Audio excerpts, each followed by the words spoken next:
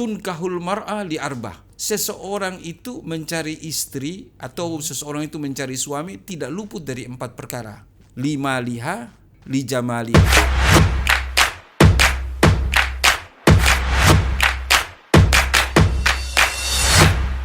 Mungkin bisa nih Habib jelasin dulu apa sih pengertian dari sakinah, mawaddah dan juga warahmah itu. Pengertian daripada sakinah, mawaddah, warahmah itu sederhana. Kalau dikatakan sakinah itu ketenangan, mawaddah itu cinta, dan rahmah itu kasih dan sayang. Jadi ada beda-beda sendiri. 3 arti di situ. Nikah itu untuk mendapatkan sakinah, mendapatkan ketenangan. Pertama itu.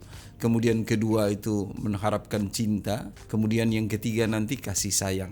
Jadi modal utama untuk membangun rumah tangga itu yaitu sakinah, mawaddah dan warahmah. Kira-kira gimana sih cara kita mempersiapkan pernikahan yang sakinah, mawaddah dan juga warahmah tadi?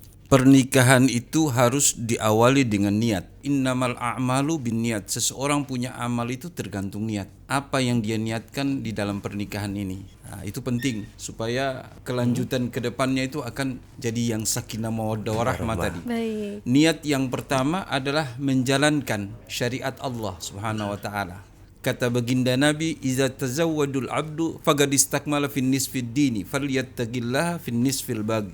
Jika seorang hamba itu telah menikah, maka setengah dari agamanya itu sudah dipenuhi. Tinggal setengahnya lagi. Artinya dia sudah terhindar dari zina, sedekahnya tiap hari untuk istri. Kan sebaik-baiknya sedekah adalah kepada keluarga. Kedua itu adalah untuk menjalankan sunnah baginda Nabi. An-nikahu sunnatul anbiya wa syi'arul awliya wa hilyatil adgiya. Nikah ini sunnah para nabi. Baginda Nabi itu sudah membuat rambu-rambu bahwa tunkahul mar'a li arbah. Seseorang itu mencari istri atau seseorang itu mencari suami tidak luput dari 4 perkara. Lima liha, li jamaliha, li nasabiha, li diniha. Fatfar bizatid din taribat yadaka. Tidak luput dari cantiknya, sugihnya, keturunannya dan agamanya. Tapi Rasulullah pesan, fatfar bizatid din, pilihlah karena agama. Kalau tidak taribat yadaka, engkau akan celaka. Sebagai pengantin baru ya Pak Ustadz ya, ataupun juga yang udah lama mengarungi rumah tangga, mungkin perlu banget ini pembahasan ini, yaitu adalah trik-trik gimana sih terciptanya pernikahan yang bahagia agar suami dan istri itu senantiasa harmonis. Allah Subhanahu wa taala telah berfirman, wa ashiruhunna bil ma'ruf. Hendaklah mempergauli istri itu dengan ma'ruf, dengan kebajikan. Dan juga harus punya pandangan bahwa istri suami itu adalah hunna libasul lakum wa antum libasul lahunna. Istri itu adalah pakaian bagimu dan kau adalah pakaian untuk istri. Fungsi pakaian adalah pertama mempercantik diri. Yang kedua adalah mencegah daripada udara dingin, mencegah dari penyakit dan sebagainya. Yang fungsi pakaian yang ketiga adalah estetika, memperlihatkan pribadi seseorang dengan berpakaian itu, cara berpakaian dan mengeluarkan kriteria atau sifat-sifat dari orang itu. Orang ini model apa? Dengan cara berpakaian saja orang sudah bisa melihat. Begitu juga kalau kita memperlakukan istri itu dengan tidak baik, itu ketahuan bahwa model kita adalah bagaimana. Apa artinya suami kalau tidak berbaju, atau apa artinya istri kalau tidak berbaju. Jadi harus tahu diri. Harus tahu posisinya. Aku ini sebenarnya apa? Kalau sudah tahu diri, oh iya, aku harus mempergauli istri atau mempergauli suami dengan benar-benar ma'ruf, dengan benar-benar bijaksana, dengan benar-benar penuh sanjungan. Jadi tidak boleh menganggap istri itu adalah statusnya ya apa, kasta keberapa, jangan. Katanya syair, kalau menjadi seorang suami jangan berlagak seperti raja. Di dalam hidup sehari-hari main tunjuk, main perintah. Kalau menjadi seorang istri jangan berlagak seperti ratu. Di dalam hidup sehari-hari selalu mengharapkan pembantu. Nah, beda ya. Masakan istri, cowean istri beda deh. Banget ya. Iya. Di balik suami yang sukses ada jasa istri. Nah, Istri yang Hebat. hebat. istri ya. yang hebat, istri yang selalu mendukung, mendoakan. Benar sih. Kalau zaman sekarang Habib ya, untuk menikah ataupun juga mencari istri itu tujuannya bukan yang sakinah mawaddah warahmah, tapi istrinya disuruh jadi pembantu. Iya, itu salah. Benar, ya disuruh Main masak, tunjuk, main perintah tunjuk, itu main ya, perintah. jangan. Kadang habis kerja ya pulang malam istrinya nggak kayak dilayani ataupun juga langsung tidur. Kasihan sih. Padahal orang itu kan harus namanya ringan sama dijinjing, berat sama dipikul. Harus rumah tangga itu Rasulullah itu jadi contoh.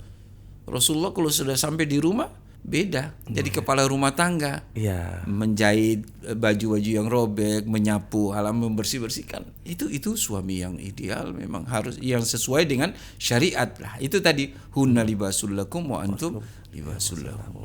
Dunia pernikahan itu asam garam ya, suka duka ataupun juga bahkan yang sekarang itu lagi booming KDRT tuh Bib ya. Kekerasan dalam rumah tangga. Nah, sebenarnya bagaimana sih Bib ya, trik ataupun juga tips agar perdebatan dalam rumah tangga itu saat terjadi itu bagaimana kita memanagenya? Pertengkaran dalam rumah tangga itu seperti biduk di tengah lautan. Mau ndak mau, setuju dengan tidak setuju akan mengalaminya. Karena kita sedang menjalani bahtera di tengah lautan. Pasti ada ombak, ada gelombang, ada arus, itu pasti. Tidak akan mulus-mulusan. Tapi dengan itulah kita menjadi besar. Dengan kejadian-kejadian begitulah mawaddah warahmah, sakinahnya itu akan diperkuat. Masalah KDRT itu karena kita tidak menjadikan Rasulullah sebagai contoh. Khairukum li ahli, kata Rasulullah. Wa ana khairukum li ahli. Berbuat baiklah kepada keluargamu, kepada istrimu, karena aku sebaik-baik perbuat baik. Kita lihat contoh Rasulullah. Rasulullah punya istri itu sampai 9. Apakah ada kisahnya KDRT? Bukan main-main, bukan 1-2. Ini kita satu saja sudah main keplak-keplakan gitu ya. Jadi penting itu adalah menjadikan Rasulullah itu suri tauladan, contoh. Si suami menjadikan Rasulullah suri tauladan, si istri pun menjadikan Khadijah sebagai tauladan. Itu penting. Cara-cara dan tips Rasulullah dalam mendidik istri menjadikan keluarga yang sakinah itu seperti apa?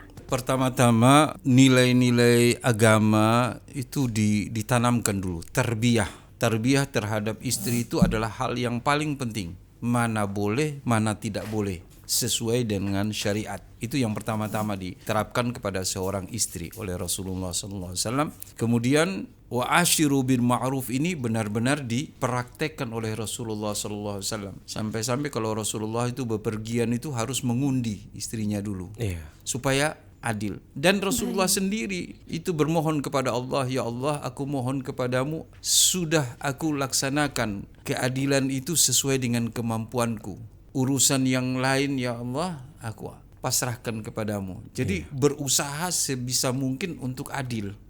Tapi kebanyakan ya zaman sekarang Beb ya, di dunia pernikahan itu, di warga masyarakat sekarang, ketika suami udah mendidik panutannya adalah Rasulullah kayak gitu Beb ya, misalkan kalau kamu sebagai istri keluar rumah izin dulu sama suami. Kadang istrinya bilang, alah kan cuma ke warung bentar, kayak gitu kan. Kadang juga kayak kan ini itu alasan, kamu nih serius banget apa kayak gitu. Jadi tadi Habib memulainya itu dengan tunkahul mar'ah, memilih istri atau suami itu karena agama, supaya mudah diarahkan. Dia jadi takut kepada Allah, takut kepada dosa, takut ini proses itu dulu sehingga memudahkan, lunak jadinya. Hak dan kewajiban suami terhadap istri yang boleh dan tidak boleh dilakukan terhadap istri itu seperti apa, Bib? Silakan.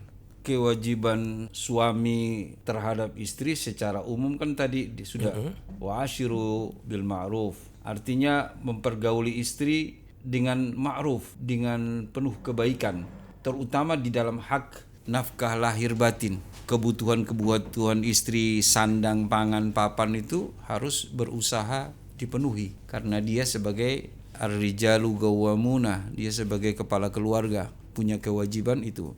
Kemudian di dalam nafkah batin benar-benar si suami itu mencurahkan kasih dan sayangnya itu kepada istri dengan sungguh-sungguh, tanpa ada kepura-puraan, tanpa ada kepalsuan. Jadi harus niat baik. Karena setiap apa yang diberikan suami kepada istri, baik itu merupakan nafkah lahir atau nafkah batin, semua diberi ganjaran oleh Allah Subhanahu wa taala sebagai pahala. Sampai-sampai maaf ya, kumpul dengan istri itu juga berpahala. Sampai namanya thariqatun mahbubah, thariqah jalan yang paling enak itu ya untuk mendapatkan pahala adalah jalan nikah. Gimana sih hak dan kewajiban istri terhadap suami yang boleh dan tidak boleh dilakukan terhadap suami tadi? Bahwa kewajiban istri terhadap suami adalah sesuai dengan syariat. Apa nih yang diperintahkan oleh si suami itu kepada istri itu tidak bertentangan dengan syariat, maka si istri harus menurut. Jadi harus istri itu bisa memilah dan memilih. Ini perintah suami ini sesuai tidak dengan syariat. Kalau sesuai dengan syariat harus dijalankan. Tapi kalau tidak sesuai dengan syariat maka harus dihindari. Dengan alasan apapun harus dihindari. Sedangkan hak daripada seorang istri terhadap suami itu, ya tadi saya katakan bahwa si suami harus mencukupi istri. Terutama mencukupinya harus dengan jalan halal. Supaya rumah tangga yang diidam-idamkan sakinah mawaddah warahmah itu akan didapati. Sebab sekarang istri-istri sekarang itu tidak memikirkan itu. Kalau orang tua zaman bahari melepaskan suaminya untuk berusaha, baik itu berdagang ataupun kemana-mana, itu selalu berpesan kepada suaminya, ya suamiku, saya berdoa untukmu untuk mendapatkan rezeki yang halal.